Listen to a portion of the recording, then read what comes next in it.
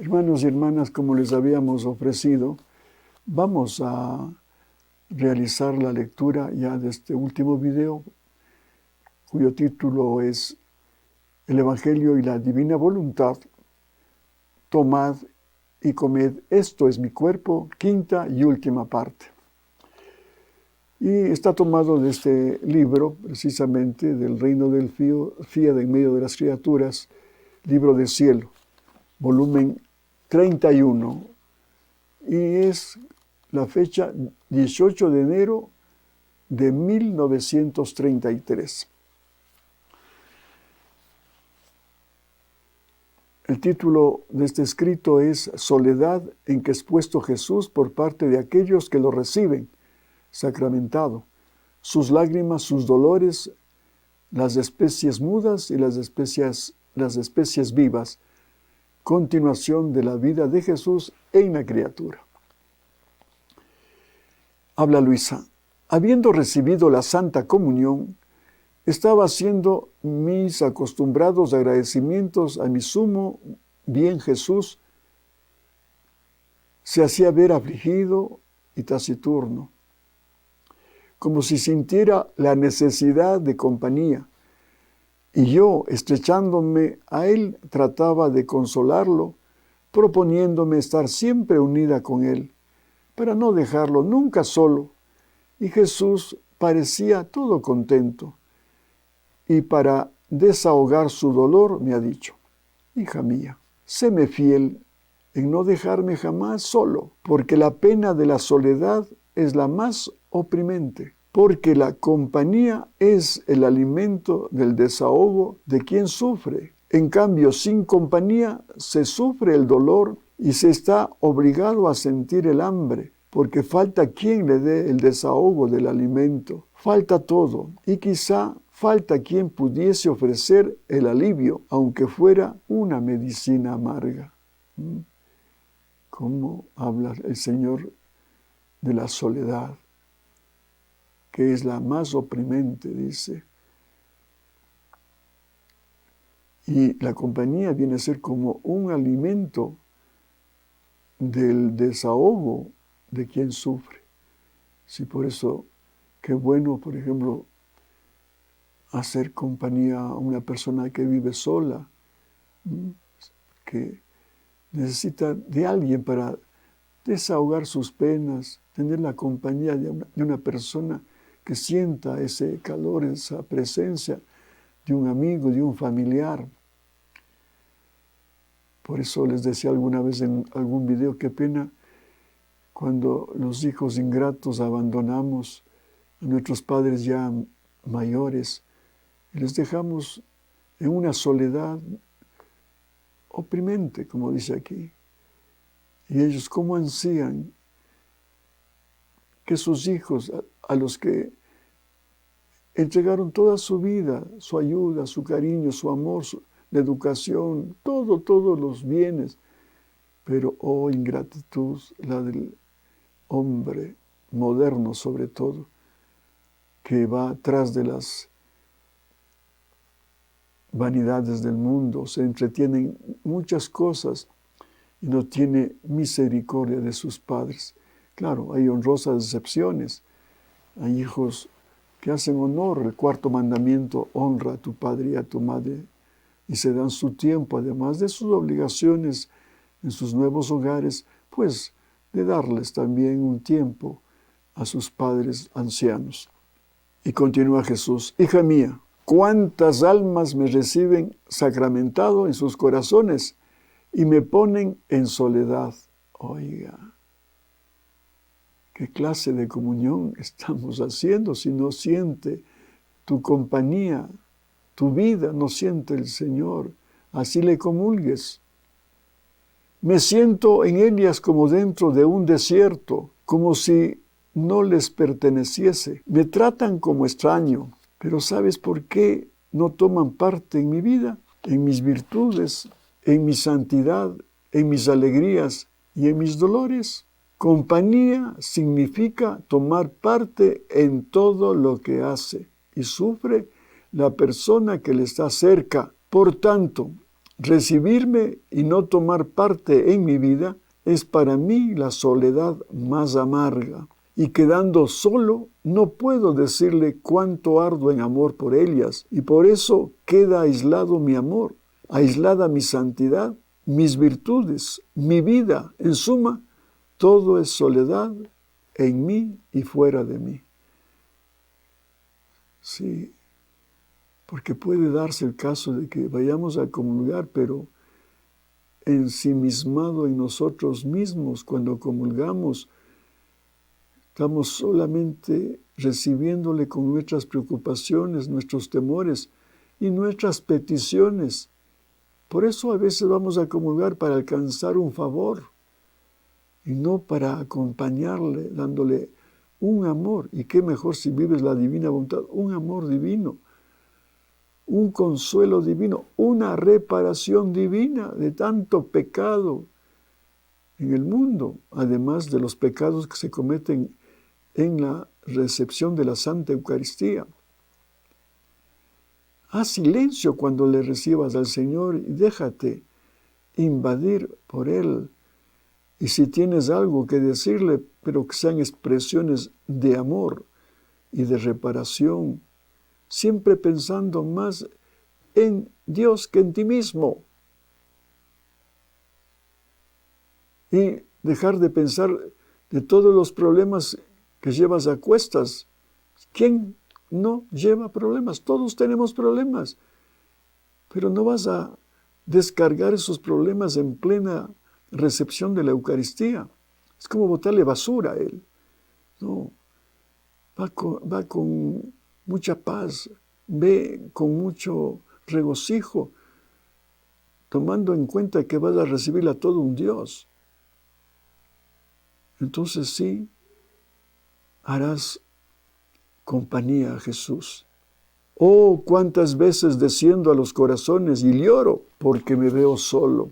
Y cuando desciendo, viéndome solo, me siento no atendido, ni apreciado, ni amado, tanto que estoy obligado por su desatención a reducirme al silencio y a la tristeza. Y como no toman parte en mi vida sacramental, me siento apartado en sus corazones. Y viéndome que no tengo qué hacer, con paciencia divina e invencible, espero la consumación de las especies sacramentales, dentro de las cuales mi fiat eterno me había aprisionado, dejando apenas los rastros de mi descendimiento, porque nada he podido dejar de mi vida sacramental, quizás solo mis lágrimas, porque no habiendo tomado parte en mi vida, faltaba el vacío donde poder dejar las cosas que me pertenecen y que yo quería poner en común con ellas. Exactamente, otra afirmación maravillosa de Jesús. Si ¿cómo puede descender a un alma que está llena de basura? Les decía, de sus cositas, de sus problemas, angustias, temores, ambiciones, o con pensamientos inclusive pecaminosos ahí. No, pues él se queda aislado y esperando más bien que se consuman las especies. Tendrá deseos de que se acaben pronto esas especies porque no hace nada ahí con esa alma ennegrecida por estar ensimismada y llevándole problemas al Señor, o solamente una comunión interesada para alcanzar algún beneficio. Por eso se ven tantas almas que me reciben sacramentado y no dan de mí. Son estériles de virtud, estériles de amor, de sacrificio. Pobrecillas, se alimentan de mí, pero como no me hacen compañía, quedan en ayunas. ¡Ay!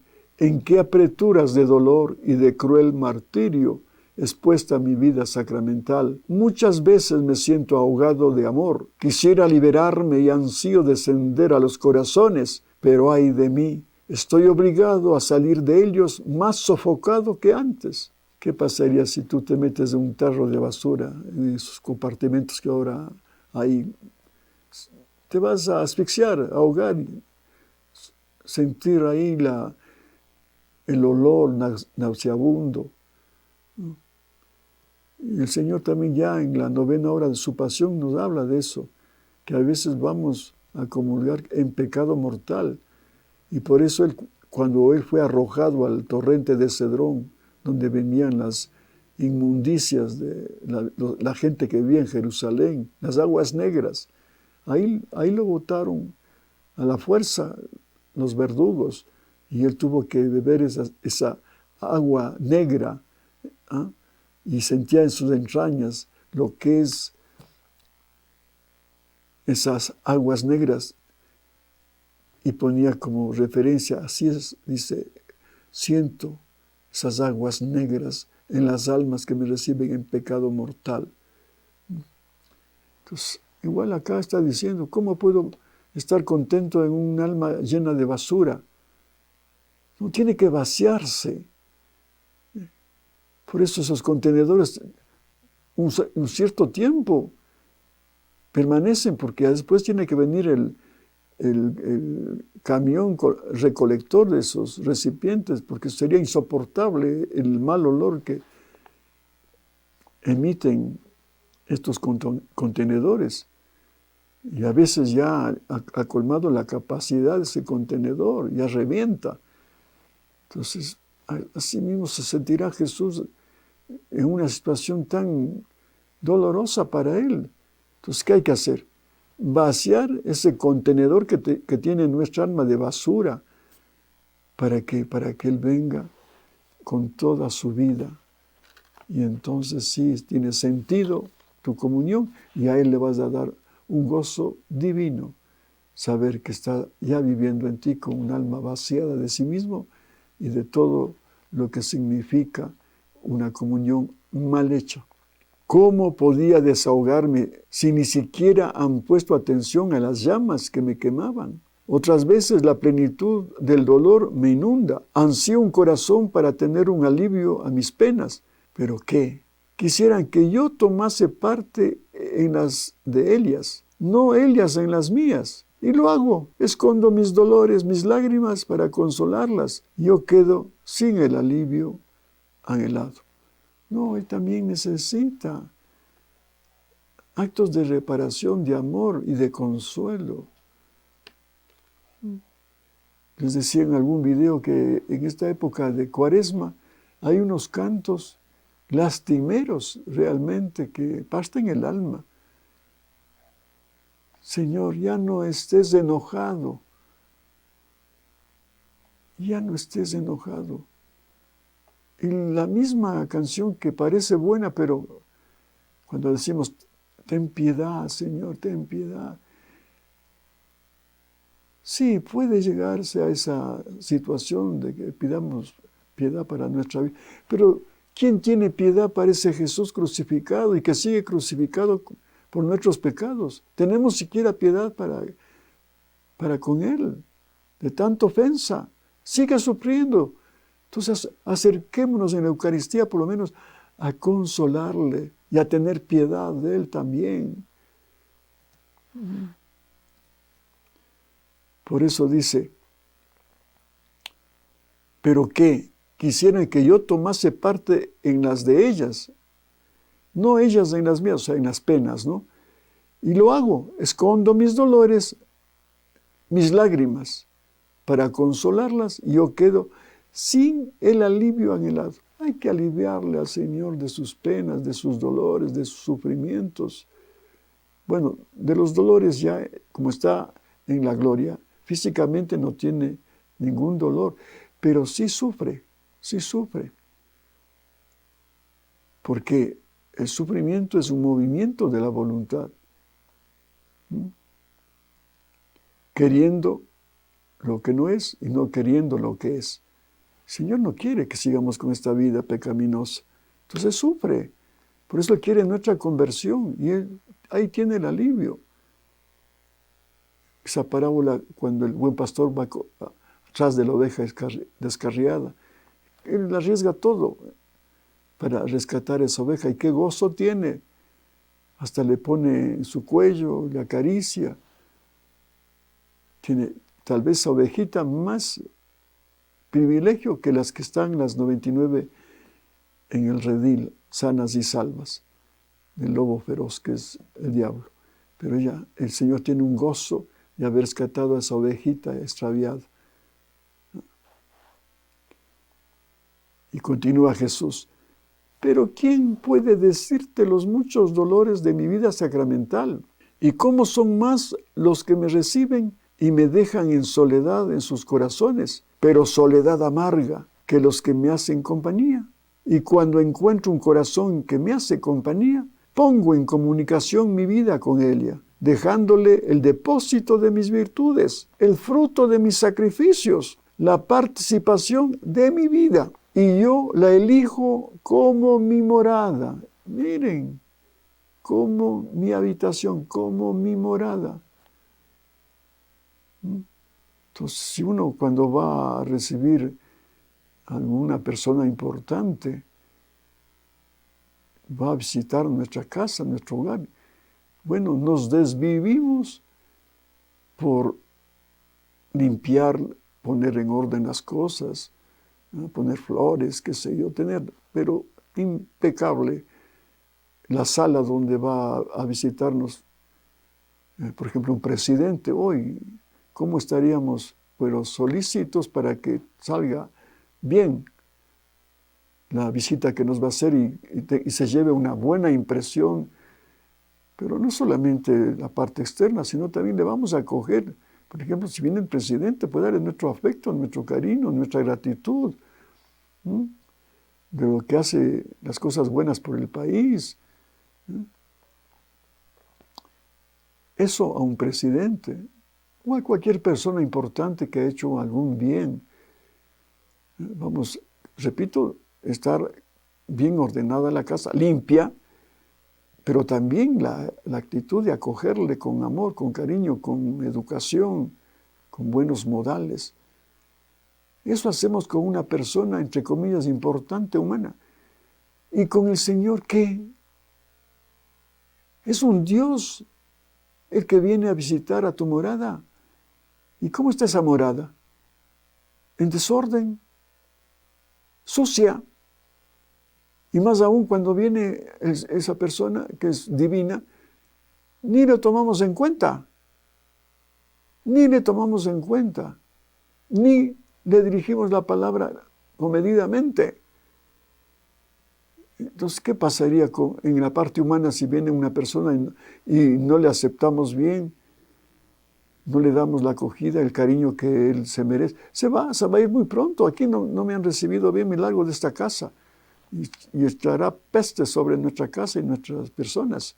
Siendo unos malcriados, maleducados, hasta ingratos, les dicen bien, ¿y cómo me reciben? ¿Y cómo me tratan? No se diga un Dios que ha hecho todo por nosotros, ha dado hasta su vida, su sangre preciosa, su palabra, sus milagros, y ahora con la divina voluntad, qué bello, que conocemos todo lo que Él ha hecho por nosotros a través de los escritos dados a Luisa. Nos da sus atributos divinos para que tengamos una vida plena y divina. Y nosotros haríamos un pésimo papel si fuéramos a comulgar en la forma que aquí se queja, dejándole solo y llevándole nuestras miserias y nuestras preocupaciones, nuestros temores, ensimismados. No, Él va a decir, este no vive la divina voluntad, mejor me voy. Y dice, y yo la elijo como mi morada, para escondite de mis penas y como lugar de mi refugio, y me siento como correspondido por el sacrificio de mi vida eucarística. Porque encuentro quien rompe mi soledad, quien me enjuga las lágrimas, quien me da libertad para que pueda desahogar mi amor y mis dolores. Son ellas quienes me sirven como especies vivas, no como las especies sacramentales, que nada me dan, solamente me esconden. El resto lo hago todo yo solo. No me dicen una palabra. Está hablando de la hostia, ¿eh? Por eso decíamos anteriormente que si la hostia son los velos, los accidentes, pero en la consagración está vivito Jesús ahí con su cuerpo, sangre, alma y divinidad, pero esa hostia en sí está muerta, no le dice nada porque no es una persona. Ahí está, estática. No le dice nada como dice aquí. no, nada me dan, solamente me esconden. El resto lo hago yo todo. Yo solo lo hago todo. No me dice una palabra, claro. No tiene boca la hostia. Está muda, es harinita. Pero ya consagrada, repito, ahí está totalmente Jesús con su cuerpo, sangre, alma y divinidad. Pero está, como digo ahí, como preso. No me dice una palabra que rompa mi soledad. Son especies mudas, justo, son especies mudas. En cambio, en las almas que me sirven como especies vivas, desarrollamos la vida juntos, palpitamos con un solo latido, y si al alma la veo dispuesta, le comunico mis penas y continúo en ella mi pasión. Puedo decir que de las especies sacramentales paso a las especies vivas para continuar mi vida en la tierra, no solo, sino junto con ella. Tú debes saber que no están más en mi poder las penas y les voy pidiendo por amor a estas especies vivas de las almas que suplan lo que me falta. Por eso, hija mía, cuando encuentro un corazón que me ama y me hace compañía, dándome libertad de hacer lo que quiero. Claro, cuando sacamos de la cárcel ya Jesús está libre en nosotros, para nosotros con Él hacer los actos en libertad. Todos los actos que hacemos en el día. Con Jesús se siente libre y gozoso. Cuando caminas, cuando trabajas, cuando manejas un vehículo, cuando oras, cuando comes, cuando duermes. Yo llego a los excesos, no me fijo en nada. Doy tanto que la pobre criatura se siente ahogar por mi amor y por mis gracias. Y entonces no queda más estéril mi vida sacramental cuando desciendo a los corazones. No, sino se reproduce, bilocando y continuando mi vida en ella. Y estas son mis conquistadoras que suministran a este pobre indigente de penas su vida y me dicen: amor mío, tú tuviste tu turno de penas y terminó. Ahora es mi turno. Por eso déjame que te supla y que yo sufra en lugar tuyo. Yo, ¿cómo me quedo contento?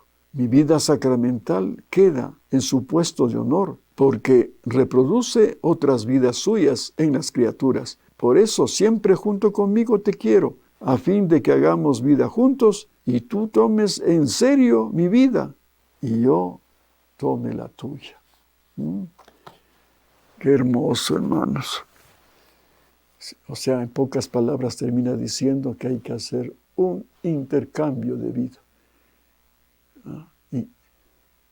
Y lo mismo cuando podríamos decir con esta reflexión que hicimos de Sandro Gnocchi, este místico italiano, cuando supo de ese escrito que le dijo Federico Abrech: para tu problema de falta de fe o de crisis de fe, hay un pasaje en que le dice Jesús a Luisa: dame tu voluntad que te doy la mía.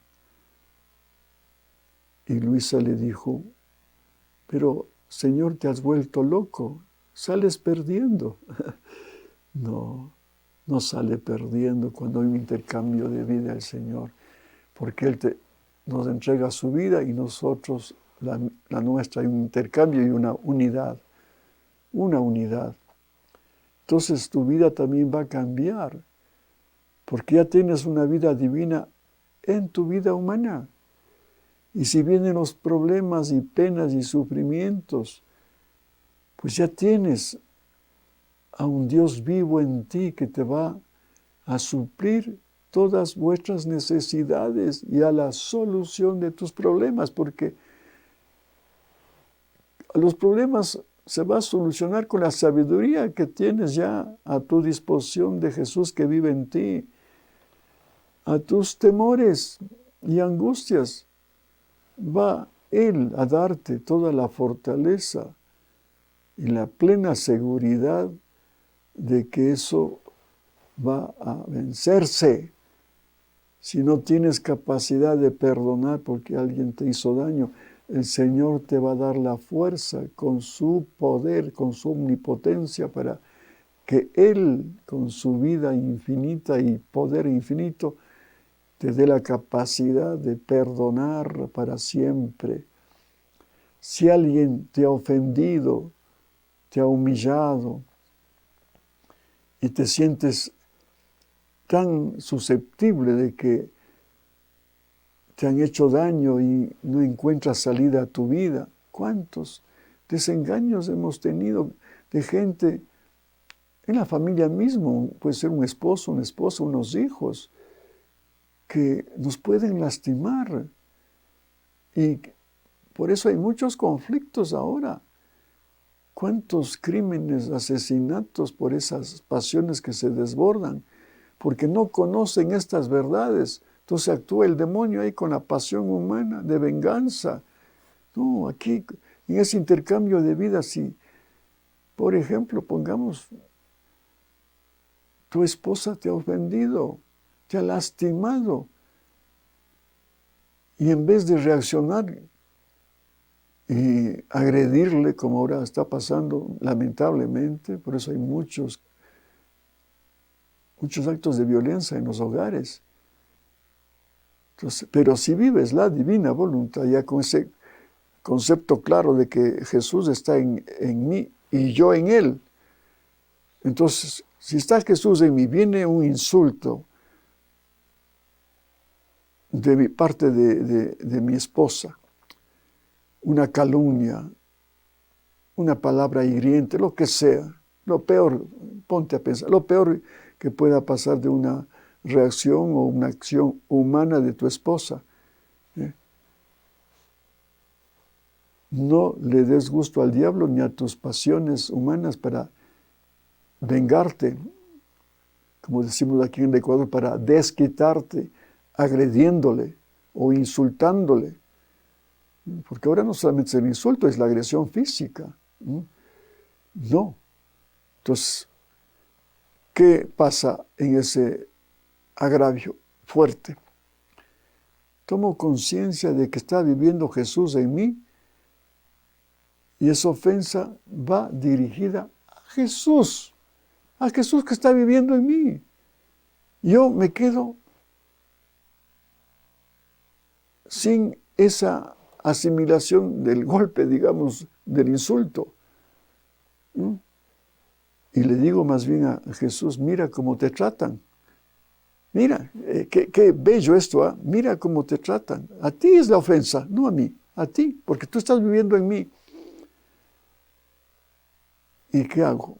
Ese sufrimiento que me causó ese insulto, esa calumnia, lo que sea,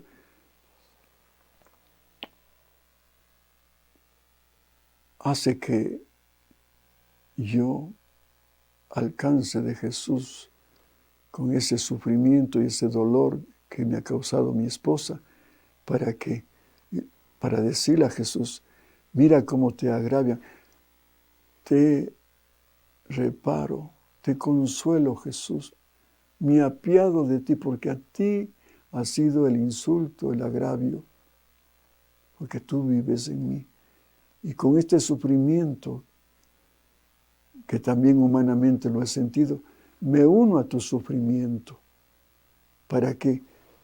Para que tú, como Jesús, que perdonabas al verdugo allá en la cruz cuando te crucificaba, porque por la salvación de ese verdugo, en medio del dolor, manifestarte tu amor, para que cambie ese verdugo y nos siga crucificando a otras almas en el mundo, como puede darse de una persona mala que te hace daño, y para evitar precisamente que siga haciendo males. Entonces yo alcanzo, al unir mi sufrimiento causado por mi esposa, que lo he trasladado a Jesús, a Él me uno a su sufrimiento que ha tenido por el insulto que me ha hecho mi esposa. Y con ese acto de generosidad, sin respuesta a la violencia o a la actitud hostil de mi esposa, para que Él vaya con su poder divino, infinito y de amor y de misericordia, como pongo del ejemplo, que le perdonaba al verdugo que le crucificaba, y darle una gracia. ¿Para qué? Para que cambie esa persona, sea una mejor esposa y deje de ser hostil contigo. Entonces viene la paz, porque habrá una conversión de tu esposa y tú también, viendo ese cambio, vas a tener una mejor actitud también para con ella. Entonces vendría la paz, la armonía. Miren lo que nos acaba de explicar el Señor, ese intercambio de vida. Y así haríamos muchos ejemplos de todo lo que se puede de los males sacar bienes, pero cómo, viviendo la divina voluntad. Nosotros queremos agradecerles por haber escuchado y visto estos videos de esta serie, de estos videos sobre la Eucaristía, para tener una visión más amplia de lo que significa el Señor y lo que es la divina voluntad obrante en las criaturas cuando comulgas en el divino querer. Que Dios les bendiga, queridos hermanos, y hasta una próxima oportunidad, si Dios lo quiere. Bendiciones.